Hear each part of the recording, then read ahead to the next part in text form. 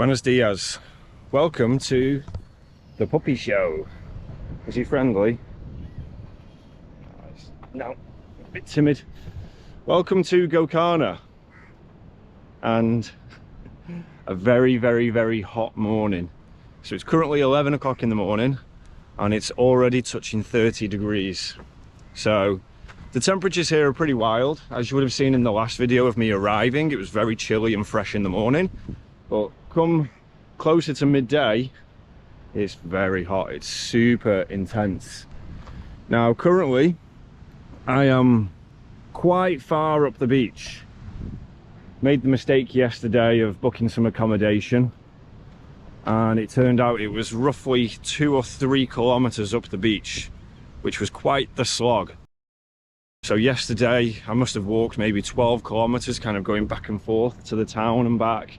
You know, I would go down into the town, try to find something to eat, then get kind of beat up by the heat and would walk back. And I did that a couple of times, and so I covered some distance yesterday. Now, anyway, so what I'm doing right now is I'm heading, hopefully, over to another beach called Kudle Beach. The reason for that is, first and foremost, I'm too far down the beach here and I want to be closer to the town. However, closer to the town, the beach is not that great, if I'm honest with you. It's very dirty, and so I don't really want to be in that area either. That's a dead end. Let's get on the beach. Now, I've heard of this Kudle Beach. I've seen it in other videos. I've heard people talking about it, and it seems a little bit nicer than this beach. Here, don't get me wrong, look, this is quite nice, but as you get further down, there's definitely, and I don't want to highlight it too much, I don't want to be one of them people that harps on about the bad things of a place, but there's definitely an issue with the trash and disposal and garbage and things here. It's pretty dirty, and so yeah, I'd like to change beaches. So whilst I take you with me on this extremely long journey, dog's fighting, this extremely long journey, I'm going to start sharing some stories with you. So the favourite YouTubers for me that I actually like to watch, I watch a lot of travel YouTubers, and what kind of dawns on me is that actually I'm not watching them for the travels. I'm not watching them to learn about the place that they're in. I'm not watching to do research and pick up tips.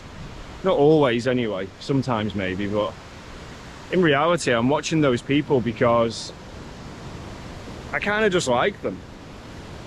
You know, same way that you would with a friend. You want to see what they're up to, where they are, how they're getting on, what are their adventures, you know. I keep in touch with my friends and my family, and they're always interested and inquisitive. What have you been up to? And you know, it's the same for me when I watch people. I just want to see where they are, you know. And one of the guys that I watch quite a lot is a guy called Gabriel Traveler, and he's actually the reason why I've come to Gokarna. Last year I was in Goa, and he happened to be in Gokarna at the same time, and so we were talking and exchanging some messages back and forth on Instagram, and I was really hoping to actually make it down here to catch up with him and just grab a beer, you know. He's kind of someone who I've watched his videos for many, many years, even before I started my own traveling journey, and so he's someone I kind of look up to. And when I watch him, yeah, like, he travels a lot and he's quite a fast traveler. You know, he moves places pretty quickly. He's always doing something. He's very dedicated to his craft. He's making videos almost every day. It's pretty relentless, actually. And yeah, I watch him not for the places. I watch him just to keep up with his travels, you know, with his adventure. And so I get that maybe some people watch this channel, or maybe I'd like that channel to become something like that, where people are keeping up with my adventure.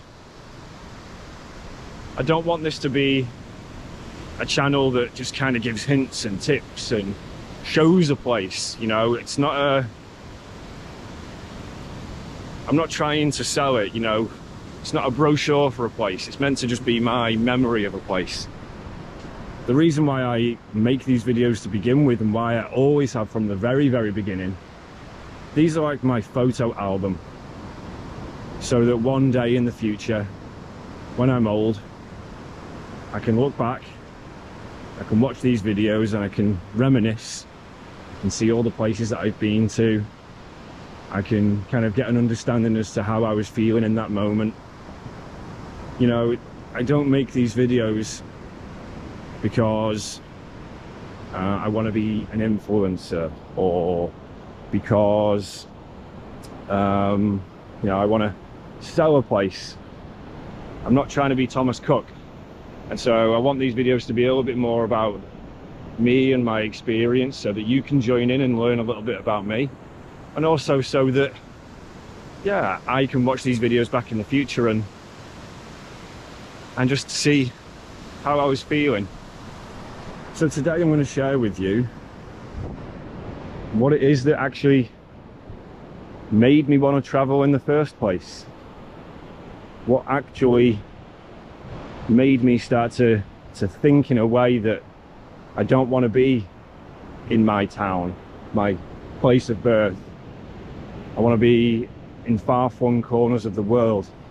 I want to take the money that I have, and I want to work and I want to spend that in going to places and seeing things and having experiences, rather than just owning material items, or, you know, having a house, having a car, those kind of things. So today I'll share that with you while we walk through Gokarna on our way to Kudle Beach. I can't be the only one who looks at that and sees something, right? So now, before I get into that, I just want to share something about this part of the beach, which I found to be a little bit frustrating yesterday. You'll note that there are all these restaurants, cafes and businesses along the edge. Now obviously I didn't try all of them, but I did pop into a few yesterday when I was feeling very hungry, and I actually found that the reviews on Google are in line with my own experience for many of the places, and then that's that the service was not very good. Seems to be a common theme among many of the reviews. And so I went into this one place, you know, I was walking down the beach, seeing if I liked the look of it. I would have a quick look on Google reviews just to make sure that nobody's got sick or had a particularly bad experience or anything. And I found this one place. I decided to go in. And as I walk in, these dogs were barking at me, like really quite aggressively. And there was 5 guys in there working, and they were all like in hammocks and sat around lazing about. One of them eventually decides that he was going to get up and sort this dog out, because it wasn't a stray, it had a collar on it, belonged to the restaurant. He decided he was going to get up and tell the dog to be quiet and stop bothering me, like in these places here. So he gets rid of the dog, great, and I'm sat and I'm waiting for the menu. Just doesn't come. So now that he's quieting the dog, he just goes back to his hammock. So 5 guys just lazing around, just sat in their hammocks, playing on their phones. They didn't bring me the menu. So after a few minutes I was like, right, okay, well, if this is the service, how am I going to trust the food? So I just left and I went to another place. Same thing, same experience. So it can kind of be hit and miss by the looks of it, trying to get food down here, and it's another part of the reason why I'm changing areas. You know, I don't want to have a battle to go and get food every day. So I'm hoping down by Kudle Beach seems to have a bit of a better reputation. I'm not saying that this has got a bad reputation, but I've heard good things about that area, and so I'm hoping down there I might find a bit of an easier experience with getting food. So, onto the story of why travel. So when I was a kid, my earliest, very, very earliest memory of even the idea of travel, there used to be a television show in the UK, and it was called Wish You Were Here. And the premise of the show, this is like in the early 90s, early to mid 90s. The premise of the show was that they would send a TV presenter out, perhaps to Spain or Greece or wherever, and it would kind of be very light-hearted, and they would just show you around a place, as simple as that. Show you around a town, show you around a location, show you the best sites, the museums, the hotels, the restaurants. It was kind of like the earliest travel vlog or travel video, maybe you could call it. And I remember watching this show with my mum and dad. I just said, and I remember it so vividly, I said, you know what, like, if I was that person, the presenter, I just wouldn't come back. And he said, what do you mean? I said, well, I would just, now that I'm over there, they've taken me to Spain or to Greece or wherever, I would just stay. I wouldn't come back to England. And my mum and dad laughed, and they said, it doesn't work like that. That's not, you know, how it works. Their job is to go over there and show you, and then they come back. And I was like, I just couldn't get it. Just couldn't get it in my mind. I was like, why? Why? Like, why would they not just stay there? Look how amazing it looks. And so that was my first ever memory of this idea of escape. And then, you know, over the years, you indulge in movies. I'm a really big movie lover. You watch things like Indiana Jones, and he's going on these adventures, and, you know, you create this romance of visiting far-flung places and going on expeditions and seeing the world in a way that's different to the world that you live in, whether it be from a different era, you know, different religions, different ways of living. But it kind of really cements that idea of going somewhere new to have a different experience to what you already know. That became very intriguing to me, very powerful. You know, I'd always be daydreaming then of being somewhere else. And so that was my first memory of it. I'm getting very hot right now. The temperature is building, it's getting hotter. How is that possible? Fingers crossed we actually find somewhere to stay, because yesterday was a bit of a difficult task. There's a lad out here surfing. To be honest with you, I didn't think that this would be a particularly good beach for surf, but the waves look pretty decent this morning. And you see, like, they're an alright size actually. He just caught some nice ones. So yeah, maybe if you're into surfing, I wouldn't say it's a surfer's paradise, but you can definitely do it here. I think what I'm going to do is I'm going to come off the beach. I'm going to find a path up here that kind of leads onto the main road, because I'm getting pretty beat up by the sun right now.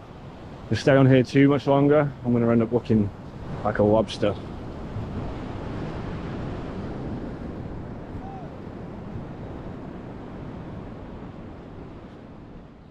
bit of a squeeze.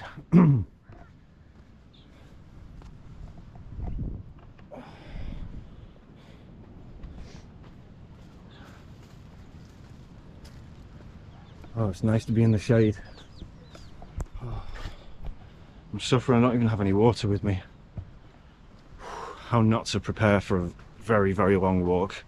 I may get a tuk-tuk in a minute. So yeah, that was my earliest memory of the idea, at least, of travel. And then as I got older, you know, I built this fantasy up of being in other places, and you know, we had family holidays and we would go to places, and you always kind of remember the feeling of what the air is like when you step off the aeroplane, what the food is like, how intense the sun is, and how nice the water is. And for me, at least, it continued to build this fantasy of being in other places. Now, the time then come for me to go to university. And I did very good in school. I was a good student, which as I've got older, I've realised it's not necessarily a good thing. And so I did my GCSEs, which is the qualifications you get when you're in high school in England. And then I went off to college. I did my A-levels, which are the qualifications you do between the ages of 16 and 18. And then I went to university in London to study architecture. So I'd always had it in my mind from relatively young that architecture was what I wanted to be. You know, always love design and the idea of something that you create having a physical presence in the world. You know, that was very appealing.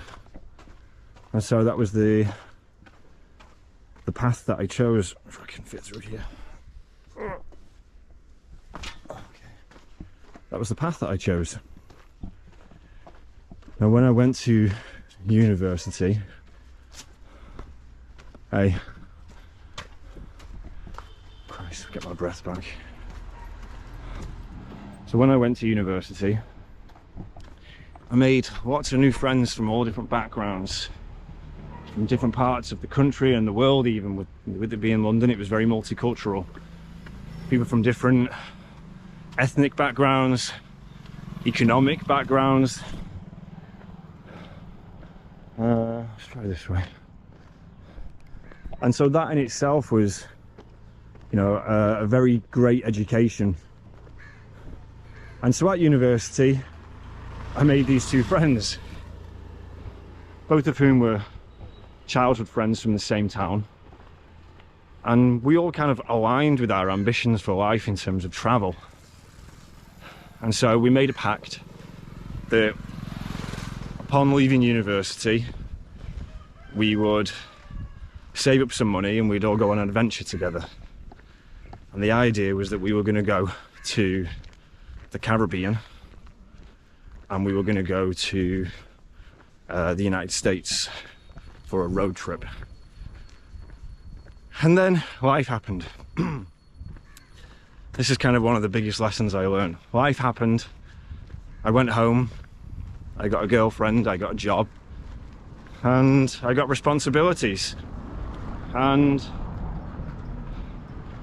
down the line, the time came, and I got the phone call from both of them, and they said, "We're ready.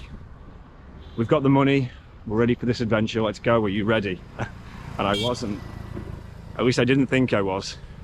You know, I had these responsibilities, and I had this girlfriend, and so I said, "Look, I can't go." Foolishly, I know. Things always work out for a reason. And so they went on this adventure. They went all across the Caribbean to Barbados and the Bahamas and Jamaica, and they then went up to California and went across America, New Orleans, Miami, and then finished up in New York. So this adventure was like 3 or 4 months. The dogs. And I didn't go. And I kind of put it to the back of my mind. And as the years went on, I was invited on other trips. One of my friends was going to Mauritius, and he had a villa booked there. And for whatever reason, I don't recall why, but a space came up where I could go, and all I would need to do is pay for my flight. And I couldn't get the time off work because it was very last minute. It was like, "Are you ready to go next week?" kind of thing.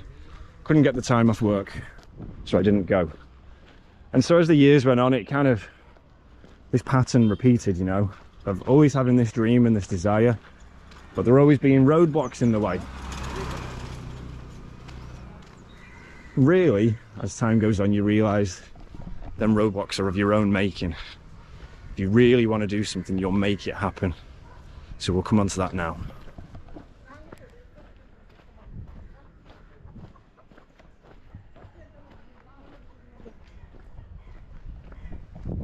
It's actually a very pretty little town, this. It's very rural India, the vibes it gives you. Very pretty, lots of greenery, all of these little houses and these communities. You know, really something special when you come to countries like this and you see that the communities really are communities. They all know each other. They've all gone to school with each other and built businesses and whatever. You know, it's really nice. So back to my story. As I got older, you know, things progressed in terms of jobs, and you know, you fall out of a relationship and into a new one. And I ended up meeting this girl. Now you will know. Puppy okay? Oh, tell me it's dead. Oh no. I'm not gonna, that's so sad.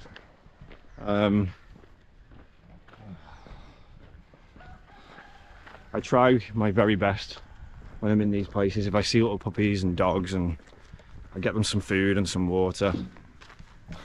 That's not nice. Right, I'm going to continue with my story.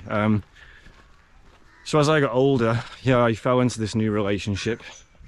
And you'll know the girl, she was in my very early videos, Lucia. So if you go back in the history of my channel, when I first started the channel, the girl that I was traveling with, that was her. And she really, I have a lot to thank her for, because she gave me the impetus to reignite this dream and make it a reality. You know, she wanted to travel as well. And it was funny how it started, because one day we went to a travel agent. We were just looking at brochures of where could we go. And we were like, well, we want to go there. We want to go there, and we want to go there, and we want to go there as well. And so in the end we said, like, what are we doing? Like, we very clearly want to travel, so let's make it happen. You know, so we decided in that moment, that's going to be life. We're going to work now, we're going to save, and we're going to make this a reality. We're going to go and travel, and we're going to live the life of an adventure. And that's what we did. We saved up. We got rid of our financial responsibilities, like our cars and our apartment. The cow in the house. Hey. So we got rid of all these responsibilities and we were free. And I mean that very, very truthfully. You know, those things, they weigh you down and they really prevent you doing a lot. So really now at this moment, you know, in my life, ever since that point, I try and I value liberty as much as possible, and not just liberty of moving, but just being free from kind of financial responsibilities and things like that. So we saved up and we said we're going to travel for a year through Asia, and we're going to conclude that journey in Australia, and we'll travel in Australia for a little bit. So we did. We went on this amazing adventure. We started in India, which was back where I am now, so it's like a full circle mission, you know. We started in India, we went to Sri Lanka. Here I am now on my third visit to India, and I've just done my third visit to Sri Lanka. And then eventually we worked our way through Asia and off to Australia. We got to Australia and I pretty quickly got a very good job. Lucia also got a very good job, and we got sponsored. So this amazing story kind of got extended, you know. We ended up living in Australia. Now, as happens with life, the relationship started to drift apart. We'd gone from living this very intense life of being together in the UK, saving and making this dream happen, spending every waking minute with each other whilst we travelled. And then we went to Australia and we got jobs and we made separate friend groups. We were working different hours, and you know, it's natural. These things happen. Nothing sad about it. She's now, I believe, still in Australia. I think she's a resident there now. Right, we're back at the beach. I do fancy you. Let's go and get some chai tea. Let's maybe try that place I was at yesterday. So I think she's a resident there now, so well done to her. That's amazing, you know, I'm so happy for her. I ended up, when I was out there, I met a new girl, and that was Siamara, who you would have seen in the next videos. So Siamara was a student in Australia. Puppy there as well. Siamara was a student in Australia, whereas I was working full-time pretty intensely. And to be a student in Australia is not a cheap thing. There's a couple of things to it really, that you have to pay for your visa, you have to pay tuition fees, of course, you have to pay obviously for your living and your daily costs, and then coupled with that you have restraints on how many hours you can work. So it can be not all sunshine, you know, it can be a difficult time. And so Xiomara couldn't go to Australia on a working holiday visa in the beginning because she couldn't speak English fluently in the beginning. She learned English in Australia, that's what she went there to study. So years down the line, she decided, right, I need to make a change with this and change my visa. I want to go on a working holiday visa and I want to have the same opportunities to work and travel like everyone else, just like you did, Wayne. So she decided, I'm going to go home to Spain, I'm going to visit my family, have a little holiday, and I'll reapply for a different visa and I'll come back and we'll continue. Hey. And we'll continue. Hey. Lo and behold, what happened was the day after she landed in Spain, a little thing called COVID happened and the lockdown got put into place. So she got trapped inside Spain and prevented from coming back at that moment to Australia. I was in Australia still, I was living in Sydney. And at that time, the things in Australia were pretty okay, but we were watching what was happening in Europe kind of with a lot of attention, hoping and praying that that doesn't continue and doesn't make its way over to Australia, but always with it in the back of your mind. So we waited it out, maybe it's going to be a week or two, who knows. And then a month came, and then another month, temple here, and then another month, and it ended up being 4 months. Just the right way? I think so. Ended up being 4 months. So I made the decision, it was now or never. You know, the problem was that all of the flights out of Australia were beginning to get cancelled. And so it was a delicate situation as to whether I would become trapped there or not. Which way are we saying? Let's go this way. Yeah, I didn't want to get trapped there, separated from Xiomara. So I took a flight out and I left. And that was the last time that I've been to Australia. And spent some time living in Spain, some time living in the UK, and once again, saved up. And the moment COVID was over and the world's borders opened up, the adventure began again. So we decided we're going to leave. We want something better, something more. We want to see the world. You know, we want to experience life. So let's get out and let's go on this adventure. Look at this. Wow. The chariot, so they use these for festivals. There's another one here as well. This one's probably even bigger. That's where you're walking. Wow, I mean, look, there's the scale, because that bike and the size of the wheel. Wow. How many men it must take to pull that? Jeez. Yeah, and so we decided to travel again. I'm kind of getting a bit lost in my story here. It's very hot and I really want that chai tea. It's funny because the temperature being so warm, you would think the last thing I would want would be a warm drink. So maybe I'll follow the chai tea up with a beer. What a nice little places around here. Shops. Yeah, tattoos here if you're feeling so inclined. Right now I just want the chai tea. Chai tea and some shade, some aircon would be amazing, or at least a fan, you know. Now these moments, deciding to travel, they're not easy decisions. I can tell you that, particularly at the age which I've decided it. You know, when I first started traveling with Lucia, I think I was 28. I'm now almost 36 in a couple of weeks. you have a lot of very important decisions to make, and I felt the pressure of it at the time. You know, I've saved up this money. What's everyone else doing? You know, they're buying houses and they're getting married and they're getting another new car. They're having children, you know, and they're progressing in their careers. I felt a lot of pressure because in my mind it was, well, if I decide to do this, I'm foregoing all of those other things. It's kind of like a flip of a coin. It's either you can have one or the other. That's the way it feels.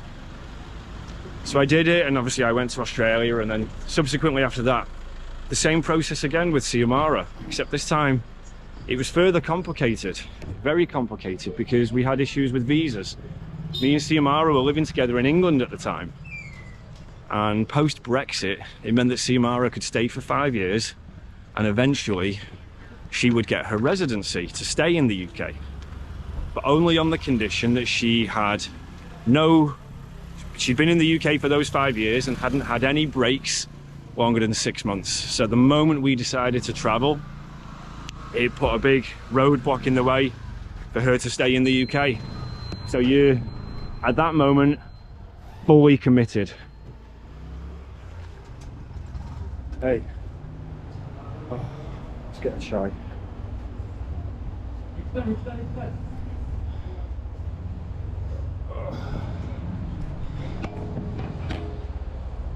Can I get a chai tea, please? Chai? Makes it hard work, this.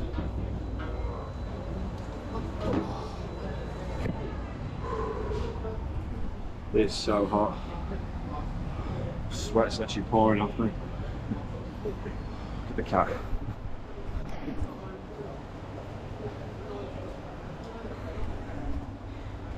Thank you, thanks a lot. It's just steaming hot. So yeah, so you have a lot of decisions to make in that moment, both financial, thinking about your future. Am I going to scupper my chances of getting a job, a house? You know, in the modern world that we live in, particularly in places like the UK, decisions on your future are based very much on things like your credit score. So for me, as an example, I've been outside of the UK for so long now, and haven't owned any property there, haven't had any bills there, things like that, that really affects things like your credit score, which it means your access to finance in the future. So if I were to move back to the UK and decide I wanted to get a mortgage, for example, my chances of that currently would be basically zero. It means that I would have to go back to the UK, bed down, get a job, work, rent a place, and do that for a number of years to build up this kind of trust with the finance industry so that I could get a mortgage. So when you travel at such a later age in life, there are other, I wouldn't say complications, because if you want to do it, you do it, but there are other things to consider and weigh up. And so where I am now, you have to be fully... My phone's ringing. Who's ringing me?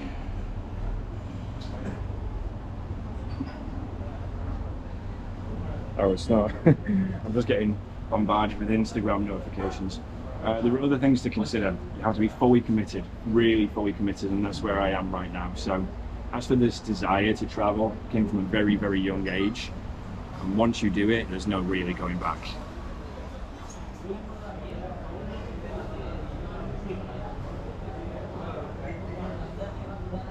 I just noticed just exactly how much I'm sweating. Literally, like, my top is soaking wet. So currently 29 degrees, but it feels more like 31 with the humidity. Oh, it's mad hot, crazy hot. So crazy hot day deserves a crazy hot drink. Cheers.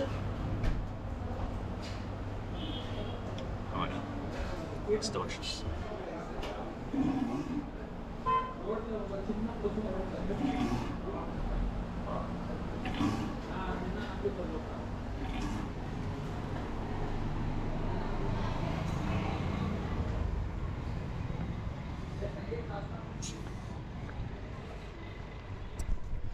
All right, we're back out in the midday sun.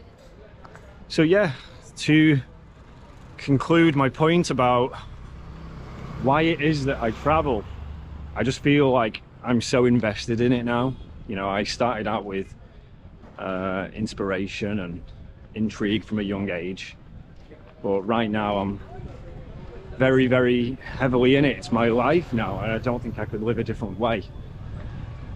One of the things that I would really like to highlight as an inspiration when I was a kid, I forgot to mention it earlier on in the video, it was a TV show, and I still kind of have a lot of romance and nostalgia with it now, and I do still watch it back occasionally. And the show was called 80 Days Around the World with Michael Palin. And Michael Palin was a comedy actor. He was part of the Monty Python crew, if you've heard of that. But in the 1980s, he was asked to do this television show where he would recreate a journey from the book 80 Days Around the World by Jules Verne. The premise of the story is that he travels around the world, has to circumnavigate the globe without using any aeroplanes, and this is in the 1980s. I believe it was filmed in 87 and it came out in 88, so it came out in the year of my birth. And it's really magical to watch it because, you know, it's prior to modern technology and the internet and smartphones, and just how easy things were in terms of, you know, this day and age that we live in. The world is very open. So he was trying to do this journey. Now, of course, there was some organisation to it. He's doing it for a TV show and he's got a production crew. But in terms of you watching it, it shows him making his way around the world, taking, you know, boats, and stumbling blocks are in the way. For instance, you know, like he has to go through Saudi Arabia. The TV crew are not allowed. He has to get special permission to go on his own. You know, he then takes a boat from the Middle East and sails across the ocean to India. I think he arrives in Mumbai.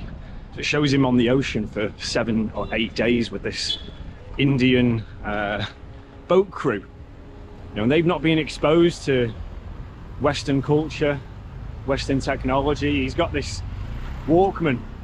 You know, he doesn't even play CDs, he plays a tape. And he's got earphones. And he's letting this Indian guy on the boat listen to it.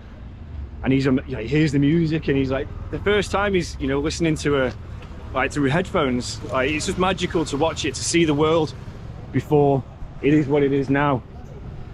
And so he makes his way across Europe on the, you know, he starts on the Orient Express. He goes through the Suez Canal, through Asia. It shows him traveling in places like China. You know, it's really, really like magical to watch that.